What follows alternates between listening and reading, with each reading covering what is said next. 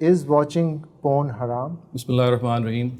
Well, this is indeed a very interesting question, and I think before I explicitly answer it, I need to explain this, that as far as Islam is concerned, one of the most important areas in which the Quran has given us directives is the institution of the family.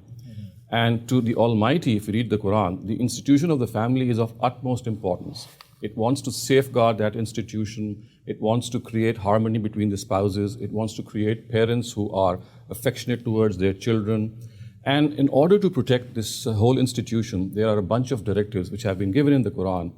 And if you read Surah Nur, you'll find out that one of those directives is to guard our gazes from taking undue liberty. So we are talking about staring at women who are wearing dresses or maybe inappropriate dresses. And the Quran tells us that we must not let our eyes lust. And Prophet Jesus, many centuries ago, before the Prophet had even said that it's like lusting through the eyes in this way is like having adultery of the eyes with the opposite gender. So it is something which is prohibited, because what it does is it sort of directs all your attention in such a potent way, in such a strong way, that you become actually addicted to it. And Islam wants to start off at a very early age. So even before you get married, you enter into mature age. It wants ourselves to remain pure. It does not let the mirror of our soul get tarnished by such images. And the reason, as I said, is that all such things, they take you away from that harmony that should exist between the spouses. The institution of the family is such that any dent which is made in that institution is bound to make the children suffer, the spouses suffer. And so therefore it wants our eyes to remain pure. It wants our emotions to remain dedicated towards the spouses, in between the spouses. So when we look at such images like pornography, and for that matter anything which is related to lusting of the eyes, it severely dents that feeling of closeness, of proximity, of harmony between the spouses.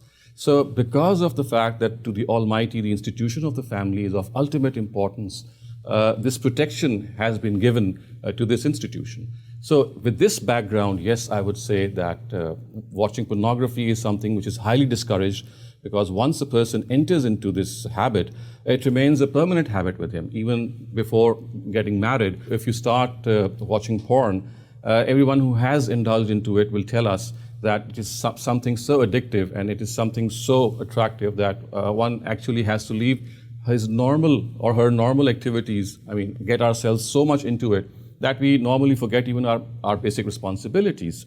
So the bottom line is, yes, pornography is discouraged, because once you enter into it, even after your marriage, you feel so much drawn towards it that feeling that has to be satisfied between the spouses, it no longer remains there. It's like looking out of your wedlock towards other means to satisfy your sexual urge.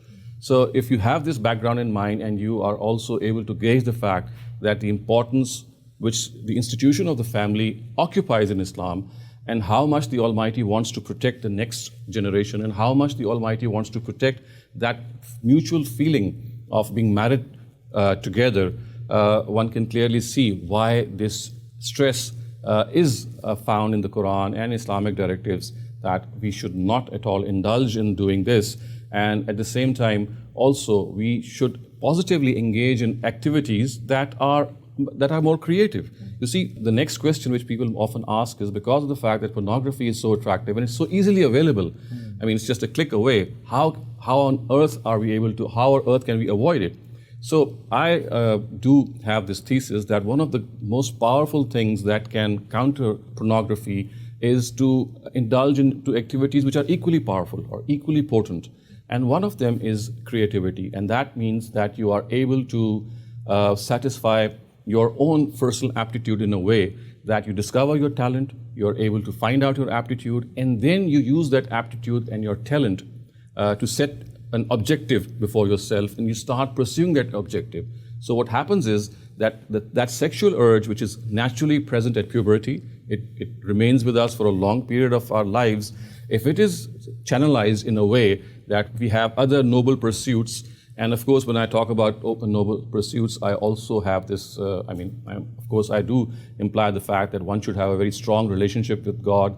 That's another very potent emotion. Because you see, in order to check pornography or in order to check all these instincts, you have to have an equally powerful parallel force that can attract yourself or attach yourselves towards that. So creativity, and even before creativity, attaching yourselves towards God, drawing yourselves towards God through various worship rituals, remaining in a pure environment, having something as an objective in life. So all these things, if you have them in life, they serve to check that unbridled desire, which can become destructive. It can, just destroy our family lives. It can have very bad effects on our health. So this is how I would, in a background, in a certain way, explain that as parents, we have to tell our children that this is something, sexual desire is something which is very natural. It arises very naturally, but in order to keep it in check,